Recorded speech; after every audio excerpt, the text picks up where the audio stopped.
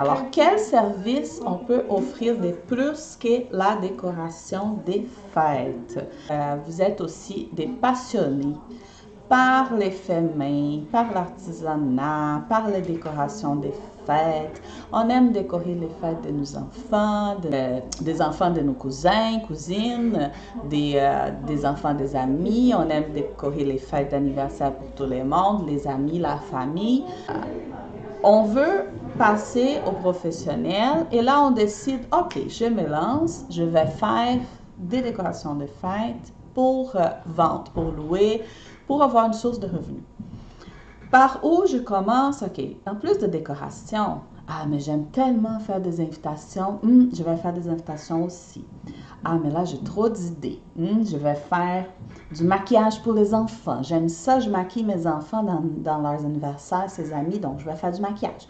Ah, animé, hein, je pourrais offrir une fête avec animation, maquillage, gâteau. Ah, j'aime faire de la pâtisserie, je pourrais faire des gâteaux. Comme ça, l'argent va être tout à moi. Je n'ai pas besoin de payer quelqu'un qui va me faire un gâteau et leur donner une part d'argent. Je peux tout faire moi. Donc là, je commence. Ah, je peux faire des centres de tables à louer. Ah, je pourrais faire des centres de tables pour les mariages. Ah, je pourrais faire des sacs surprises. Je pourrais faire des... Alors, on a plein d'idées. Et c'est normal parce qu'on aime ça, on veut tout faire. Alors, on commence à faire de tout et là, on dit, ah, mais comment je vais présenter à mes clients tout ce que j'ai fait? Et là, on dépense.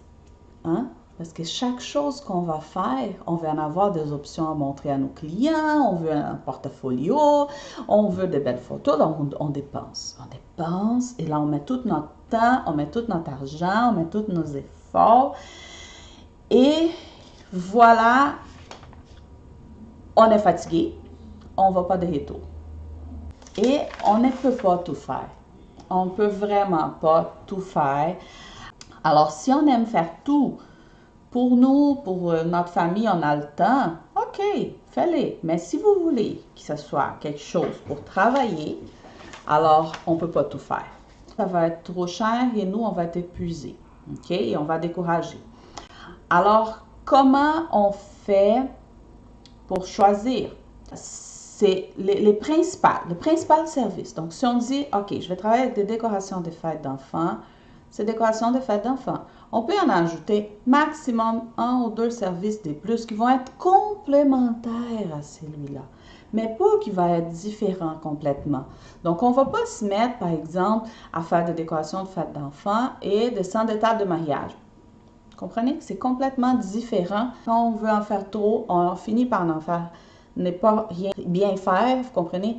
Je vous propose vraiment d'aller de 1 à 3 services.